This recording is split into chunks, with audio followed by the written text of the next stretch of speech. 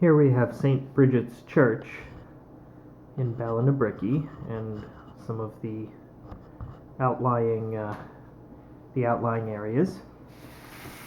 So this gets set up at the head of the main street when the whole town is set up, and here we have the sign.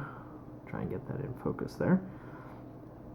Okay, and then here's some of the high cross and some of the clergy that I made to go along with it. This is Father Hugh O'Flaherty, who is named after the Monsignor played by Gregory Peck in The Scarlet and the Black, and often shows up teaching school in the comic strip. This is Sister Mary Ratchet and her ruler. We also have one of the other sisters. I have not yet settled on a name for her yet. And this is Father Peter Lonigan, named after Ward Bond's character in The Quiet Man.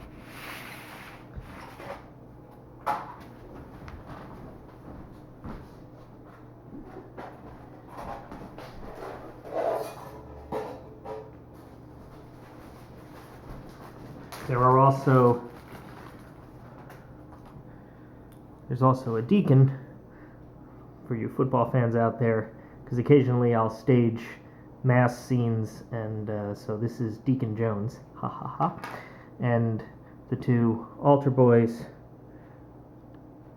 Goofus and Gallant. Well, Goofus and Gallant. If you're an ex-Boy Scout, you'll get that.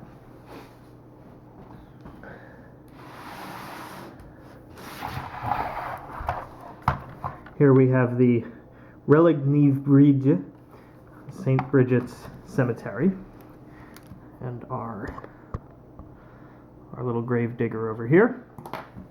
Many of the tombstones have either humorous inscriptions, such as, if I can get rid of the glare there, Tommy Mahoney. If you are an Irish speaker, you'll get some of these. Peg Mahone. Okay, and then some of them are characters from Charles Kickham novels and whatnot.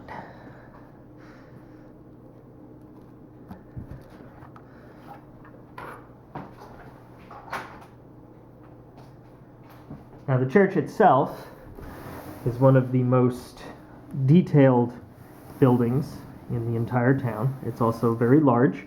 There's over 1,200 bricks in this building, and we'll be taking you through it.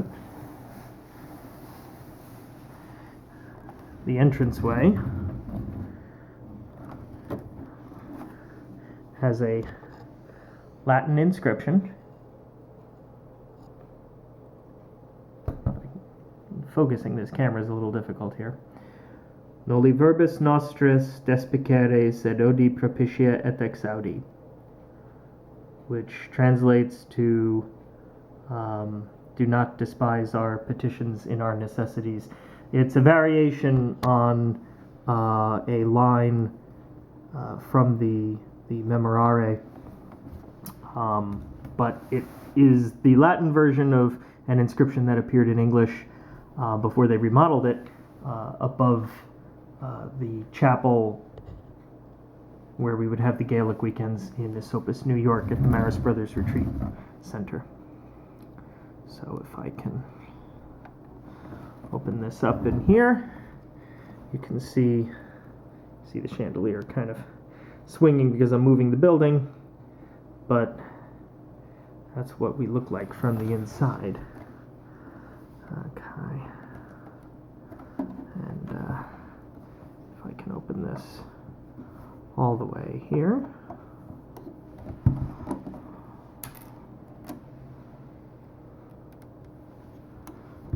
Okay, you can see some of the detail in there, and I will be taking us through an interior tour of the building in just a moment.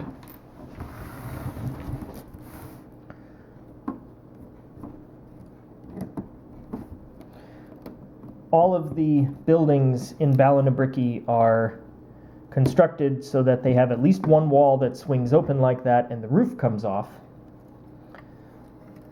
in order to enable me to film inside all of the buildings. None of the buildings are sets. They are all fully furnished buildings, such as this one, and so all of the photography takes place inside the building that you're looking at. So the same goes for all the little shops and all of everything else. Okay, here is our pipe organ, and beneath the bench, okay, we actually have the pedals for the feet. Okay, and a little riser over here. We have the choir stands behind the organist. I just have to show you that now because when I drop the front, the pipes go with it. Opens up like that, and when we look at our entranceway, all right, you can see we have St. Brigid over here and St. Patrick over here. Inside our entranceway is a sacristy that comes out with one of the Stations of the Cross. But inside that sacristy, it's actually easier for me to get in there from the back. We have some of the implements, various vestments for when I stage masses. We have the stole that the priest wears when he's saying confession, because there's a little confessional. There is a monstrance too, but I have that packed away with all the Easter stuff. So here's our green vestments for ordinary time. Okay, and we also have purple vestments and red vestments, depending on time of year and what we're celebrating. And this is we have our incense here attached to the little stand. The priest can use the incense around the altar at appropriate times. We have a baptismal font with water, and use some of the bricks for that. And over here, a little dim, but we have our, I'll take down the wall here. We have our confessional, okay, where the priest will sit over on the left, and we have a little kneeler in there for the penitent who's confessing, and the little screen to shield between the two. And we have a kneeler and some votive candles. And we also have more statues of Jesus, Mary, and Joseph.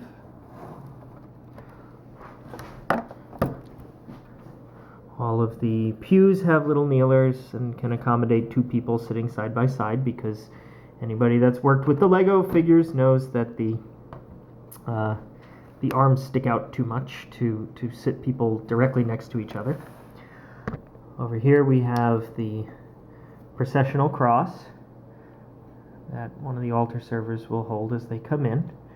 And there we have the lamp for when the Blessed Sacrament is in the tabernacle. Now, I try to modify pieces as little as possible, but sometimes decoration is required and sometimes other kind of modification is required, and this was one of those cases. I could make this so that it would open, but not easily, so I did have to shave that down just a little bit. But inside the tabernacle, we have a ciborium, okay, with some hosts in it. All right, the altarpiece itself has its angelic statues, and we have our candles here, and we have the Paschal candle here for Easter time, right? And we have our crucifix over there, and here's the host and the wine and the water awaiting the consecration. Now, if I were to take this apart, there is a skeleton built into this altar, and that is the relics of the old parish priest that was martyred when Cromwell came through the area. A little bit of Brigid lore over there, but I'm not going to take half the building apart to get him out, because it's just enough to know that he's in there. And there we have the pulpit, and we have the Stations of the Cross. Okay, communion rail with the kneeler and everything, because Brigid takes place approximately 1936, so everything has got to be pre-Vatican II. And again, I try to modify as little as possible. I use a little super glue for pieces that I don't want to constantly keep coming apart, but there's nothing odd about this construction other than that it might be a little weak to keep trying to take it apart. But the stained glass windows, let's see if I can get a good picture of stained glass windows here. Okay, and they all have their inscriptions, which this camera's video resolution is not going to be high enough to show you, but we have in order here Saint Benedict and Saint Anthony and Saint Patrick, and there is the Holy Family. And on the other side